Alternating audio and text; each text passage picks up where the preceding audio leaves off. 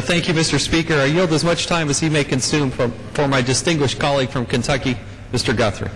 Gentleman from Kentucky is recognized.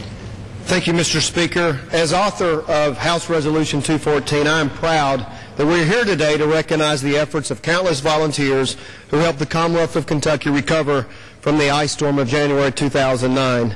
Today I rise to recognize what went well following this terrible storm, and that is the volunteers who made a distinct difference in the lives of Kentuckians. I traveled across the district in the days following the January 26th storm, and I was quickly reminded of how the people of Kentucky joined together in this time of need to serve each other and not themselves. This may have been the worst natural disaster in Kentucky's history, but it brought about the best in our people. The spirit of volunteerism was seen in county after county and town after town, as we all united around a common purpose to help the countless citizens affected by this devastating storm cope with the aftermath and begin with the recovery process.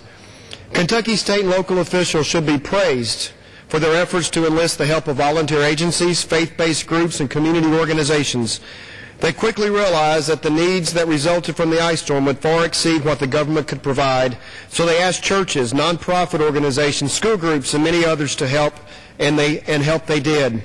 In the days following the storm, I watched with pride as volunteers provided shelter, meals, and other valuable services to lend a hand to the many people of my district and around Kentucky. I watched the members of the Kentucky National Guard who were activated to help and volunteered the use of their personal vehicles to rescue stranded victims. Many public service officers, police officers, first responders, firefighters, and many utility people were out 24 hours a day.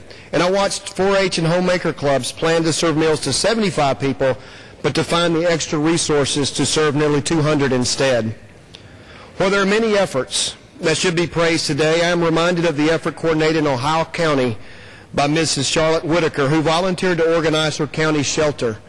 Within 48 hours of the storm, Ms. Whitaker opened the doors to a shelter at Southern Elementary School, where nearly 400 people from 21 months old to 98 years old found relief and shelter in the days that followed.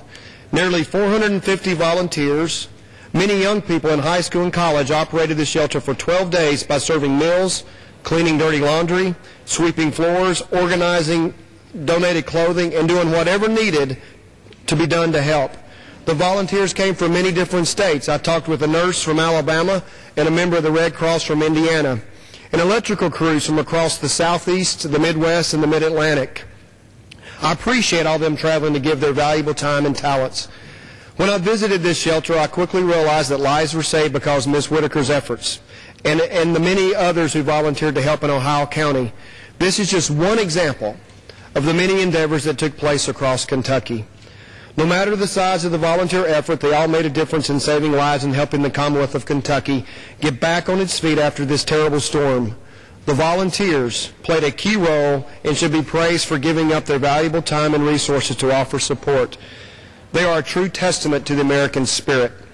I want to thank my colleagues from Kentucky for being extremely supportive of this effort and recognizing the volunteers. I want to thank my colleague from our great city of Louisville for being here on the floor with me today. And I want to thank everybody who helped our Commonwealth recover from this terrible disaster we endured this year. I ask for my colleagues' support, and I yield back the balance of my time.